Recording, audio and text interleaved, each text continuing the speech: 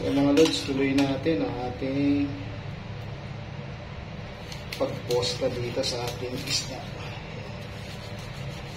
Malaking isda.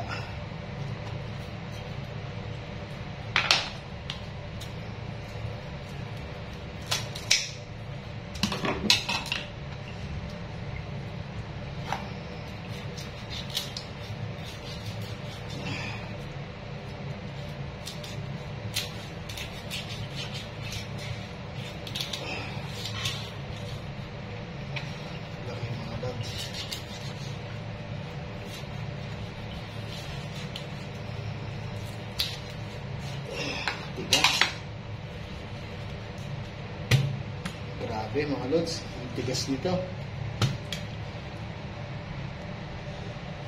Grabe ang tigas mga lods. Buti na lang meron tayong rubber mallet. Pukpukin na natin.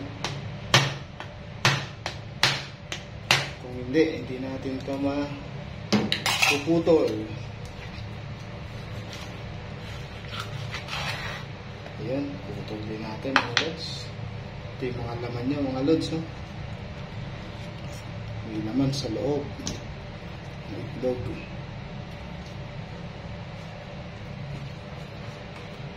So next problem natin mga lods, ito kung paano natin bibiyakin ang ating ulo. Ayan. Biyakin natin dito. Ayan.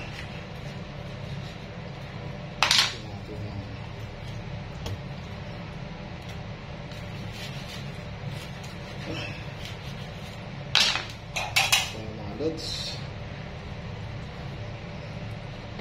No choice ulit kundi hampasin na natin to.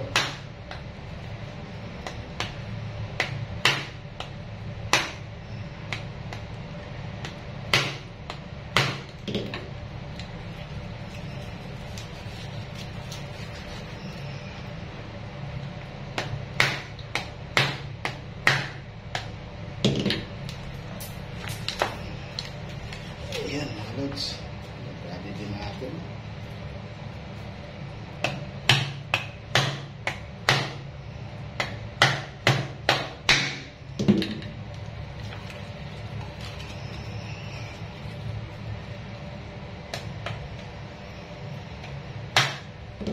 Okay, yan guys, nagali rin natin ang ating malaking ulo ng tanili. So lilinisin na natin to mga guys at maisalang na. Importante na naputol na natin ang ating ulo ng taligi.